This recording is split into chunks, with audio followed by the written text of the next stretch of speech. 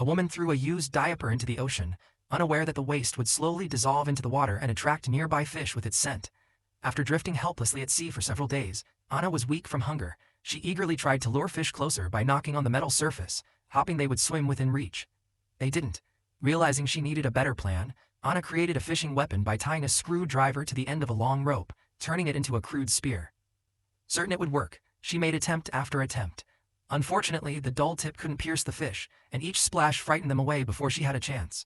By sunset, she was physically drained and accepted that she needed another solution. Just then, an airplane crossed the sky overhead. Believing it might be her only chance of rescue, Anna hurried into the container and smashed an old television, removing a large piece of reflective glass. As she climbed back to the top, she accidentally sliced her thigh on the sharp edge. Ignoring the pain, she desperately flashed the glass toward the aircraft, praying someone would notice the signal. The plane disappeared into the distance without changing course. Now injured and losing blood, Anna searched through the broken television for anything useful. She recovered a curved piece of metal and found some copper wire, disinfecting both with alcohol before painfully stitching her own wound. It was a brutal but necessary act of survival. At first light, Anna put another idea into action. She built a simple net using 2 wooden poles and stretched garment between them. Hanging the dirty diaper above the net, she waited quietly. As the waste dissolved into the seawater, curious fish gathered beneath it. Moments later, a large fish swam directly into the trap. Anna lifted the poles with all her remaining strength, finally securing her first meal after days of starvation. Her struggle took place in a bleak future, where dwindling resources had pushed a ruthless regime to commit unimaginable crimes. The government first ordered the execution of elderly citizens, before expanding its campaign to include children and pregnant women. Soldiers rounded them up, locked them in cages, and carried out the killings without hesitation. Desperate to escape, thousands of civilians spent everything they owned to flee across the border through illegal smuggling routes. Anna and her husband, Tom, were among them. Under the cover of darkness, they squeezed into a crowded shipping container packed with frightened mothers and children. One refugee drilled a tiny hole through the container wall, allowing everyone inside to witness the nightmare outside. Protesters filled the streets, but were violently crushed by armed security forces. Pregnant women and children were seized and thrown into cages, while terrified onlookers watched. Seeing the horrors they had escaped, the refugees silently realized how close they had come to sharing the same fate. Tom handed Anna a small piece of chocolate, telling her to save it for the moment she needed it most. Soon afterward, the container doors swung open again as another wave of refugees was forced inside, knocking Anna to the floor. The smugglers had brought more people than the container could safely hold. When panic spread through the crowd, a bald guard fired a warning shot into the air and announced that another truck would carry the remaining refugees. In the confusion, Tom was separated from Anna and placed into a different green container marked 107. Before losing contact, the couple managed to speak by phone. Tom promised he would find a way back to her and warned her not to trust anyone. Their hope vanished when Tom's truck reached a military checkpoint. Officers demanded a full inspection and entered the container, carefully examining every corner. One commander measured the container's length by counting his steps before ordering soldiers to fire into a suspicious section of the wall. The bullets exposed a hidden compartment where refugees were concealed. The commander offered false promises of safety, urging everyone to surrender peacefully. Anna recognized the deception immediately and climbed onto a wooden crate to hide. When the frightened refugees finally emerged, the officer ordered his men to massacre everyone without hesitation. Even a child who briefly survived was shot moments later. Hidden above the slaughter, Anna escaped detection by only the narrowest margin. The guard's commander ordered his men to erase every trace of what had happened and collect every possession left behind by the refugees. Only after the heavy container doors clanged shut did Anna finally dare to breathe normally. Swallowing her fear and grief, she quickly sent a message to Tom, begging him to stay alive. No reply ever came. After what felt like countless hours, the container was lifted onto a cargo vessel exactly as planned. Even after the ship had left the harbor and disappeared into open water, Tom still had not answered. The baby growing inside her had gone strangely quiet. While trying to rest, Anna noticed a dusty backpack wedged beneath a wooden crate. It contained a screwdriver, a bottle of drinking water, a mobile phone, and a glow stick. She convinced herself that if the ship simply reached its destination, everything would somehow work out. Days passed. She had no idea of the time. Without warning, violent waves struck the ship. The cargo ship rolled helplessly before finally capsizing into the Black Sea. Anna awoke in panic to find freezing seawater covering half her body. Looking through a jagged hole in the container wall, she saw nothing but endless ocean stretching to every horizon. Loose wooden crates drifted around the flooded interior, while seawater poured relentlessly through several bullet-sized holes in the steel walls. Realizing that every second mattered, Anna forced herself into action. Her first instinct was to contact Tom, but the phone's shattered screen refused to unlock. Fighting rising panic, she searched through the scattered cargo for anything useful.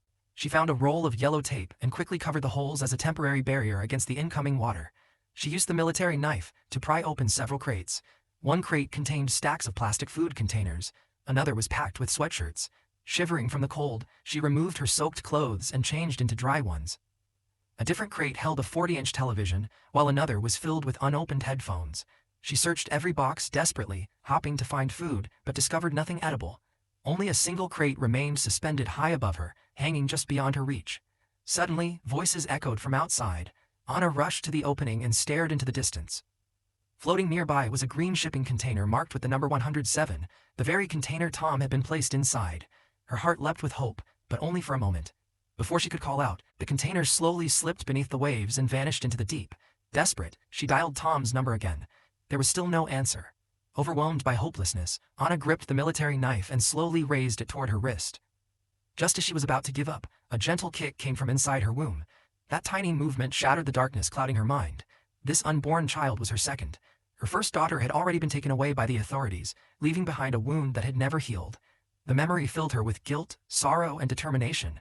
For the sake of the life still depending on her, she promised herself she would survive, no matter how impossible it seemed. She climbed into the highest corner of the container and eventually drifted into an uneasy sleep. Not long afterward, she awoke in terror as the rising water crept closer. She scrambled upward while the suspended crate suddenly snapped free and crashed to the floor. Water rushed inside even faster, swallowing the remaining airspace until there was almost nowhere left to breathe. Anna screamed, then opened her eyes. It had only been another nightmare. Although relieved, she understood that the dream reflected a very real possibility. If she wanted to stay alive inside the steel prison, she had to prepare before disaster struck. Her first task was bringing down the hanging crate. She sliced through its supporting rope, sending it crashing onto the floor. Smiling with relief, she forced the lid open, only to discover it contained nothing except more plastic food containers. Even so, she found a way to make them useful. Using the knife, she carefully removed the rubber seals from the container lids and cut them into small strips. One by one, she packed the pieces tightly into the bullet holes to reduce the leaks. Inside the television crate, she also found a length of plastic tubing. She pushed one end through an opening in the wall so water could be poured back outside. Using the empty food containers as makeshift buckets, she spent hours scooping seawater from the floor. To avoid losing track of time, Anna placed strips of yellow tape along the wall, marking each passing day. She also drew a line showing the highest water level she had seen so she could monitor whether the flooding became worse. She repeatedly attempted to make emergency calls, but there was never any signal. Even if someone answered, she doubted rescue would come. She realized that survival depended entirely on her own determination. She searched the backpack once again. Almost all of the food was gone. Only a thermos flask and a lighter remained. Then, unexpectedly, the phone rang. It was Tom. He explained that during the journey the truck driver had abandoned him beside a lonely road before reaching the harbor. Tom tried to reassure her, promising he would keep searching for a way to help, but before he could finish speaking, the phone battery died. That same night, another violent storm battered the drifting container. Amid the thunder and crashing waves, Anna suddenly felt intense pain. Her labor had begun. Alone, frightened, and surrounded by the endless sea, she gave birth without any medical assistance. By morning, her baby had arrived safely. Thankfully, she was able to breastfeed the newborn, giving the child its only reliable source of nourishment. Holding her baby inspired a new plan. She decided to use the screwdriver to cut an escape opening through the roof of the container. For hours she worked tirelessly, but as the days passed, both her food and drinking water dwindled. The screwdriver gradually lost power, managing to create only several small openings before finally weakening. She stared at the unfinished holes overhead, feeling hope slowly slip away. Once more she picked up the damaged phone, but the shattered screen still refused to cooperate. The relentless failures, combined with exhaustion and the baby's constant crying, pushed her to the edge. In frustration, she hurled several plastic containers across the cramped space, knocking the military knife onto its surface. The sight sparked another idea.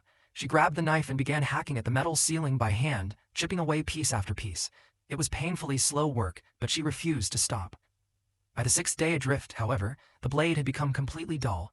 She had gone days without proper food, leaving her weak and barely able to stand. Hunger clouded her thoughts until the line between reality and imagination blurred. As her strength faded, she absent-mindedly filled one of the plastic containers with seawater. With one last ounce of self-control, Anna resisted the urge to drink the seawater she had collected. Instead, she poured the cold water over her head to stay alert. As she looked upward, she noticed tiny droplets of condensation clinging to the underside of the container's roof. Desperate for fresh water, she reached up and carefully licked every drop she could find. That night, another painful dream haunted her. She saw her eldest daughter standing before her, asking why she had failed to protect her. The question shattered Anna's heart, and guilt overwhelmed her. Moments later, Tom appeared in the dream, wrapping his arms around her and quietly comforting her. She suddenly woke to the sound of heavy rain striking the metal container. Rainwater trickled through the hole she had drilled earlier. Acting quickly, she placed several plastic containers beneath the leaks to collect every precious drop. While doing so, she discovered a long strap. Using it, she forced one of the ceiling panels open with the last of her strength. For the first time since becoming trapped, Anna climbed out of the cramped container. Before her stretched an endless blue ocean. Although freedom was limited, breathing fresh air filled her with renewed determination. Over the following days, survival slowly became a routine. She learned how to catch fish and began adapting to life at sea. Around the 9th day, she improved her drainage system by turning a plastic bottle into a simple pump, making it much easier to remove seawater from the container. The wound on her thigh gradually healed, giving her a little more strength each day. Whenever she had a quiet moment, Anna spoke lovingly to the baby growing her, telling stories about her father Tom, her older sister, and the harsh society they had escaped. She also tore pages from her notebook, writing desperate messages explaining their situation. Each note was sealed inside a plastic bottle before she released it into the ocean, hoping that one might eventually reach someone willing to help. As nights became colder, she found another way to survive. She poured strong alcohol into a thermos and fashioned a simple lamp that provided both light and a little warmth against the freezing sea air. One day, an unexpected sound drew her outside. As she stepped out carrying the baby, her damaged phone suddenly rang. It was Tom. Her trembling hands struggled to answer before the battery failed. Tom told her he could no longer come for them. During his journey he had been attacked, managed to escape, but suffered a gunshot wound. Knowing his time was running out, he called only to say goodbye. Fighting back tears, Anna told him that their baby daughter had been born safely. She held the phone close so he could hear the baby's tiny sounds.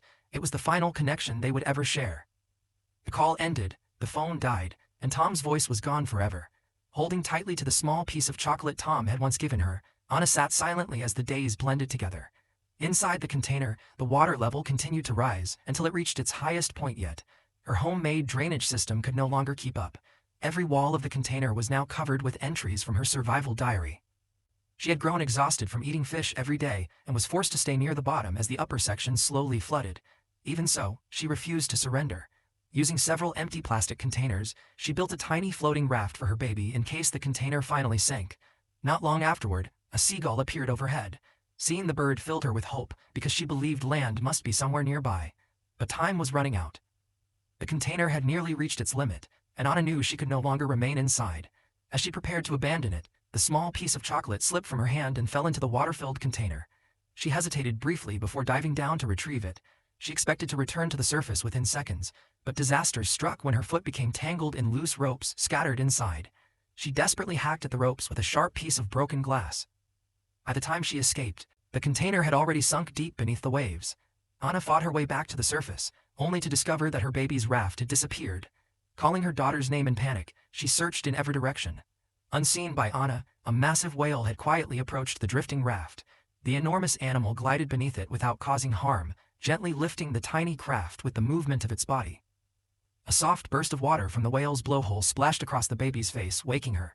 Her loud cries echoed across the sea. Hearing that familiar cry, Anna finally spotted the raft in the distance. She swam toward it with everything she had left, watching the whale slowly disappear beneath the waves.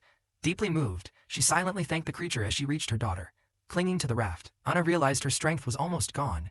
She tossed a fish bone into the water, hoping it would attract seabirds. Holding her daughter close, she whispered her gratitude, thanking the baby for giving her the courage to survive this long. Moments later, a seagull circled overhead. Soon dozens more gathered, creating a noisy flock above the water. Their sudden activity caught the attention of a nearby fishing boat. A young woman aboard immediately urged her father to steer toward the birds at full speed. When they reached the raft, they carefully lifted the crying baby aboard. Shock spread across their faces when they realized the infant was still alive. Then the woman noticed a rope tied to the raft. She pulled it hand over hand until Anna's unconscious body emerged from the sea. They immediately attempted first aid, but she showed no sign of responding. The baby cried even louder, as if refusing to let her mother go. Determined not to give up, the young woman continued resuscitation. At last, Anna suddenly gasped and drew in air. Her eyelids slowly opened. Seeing the woman's young son standing nearby, she realized she had truly been rescued. As reality sank in, tears streamed down her face.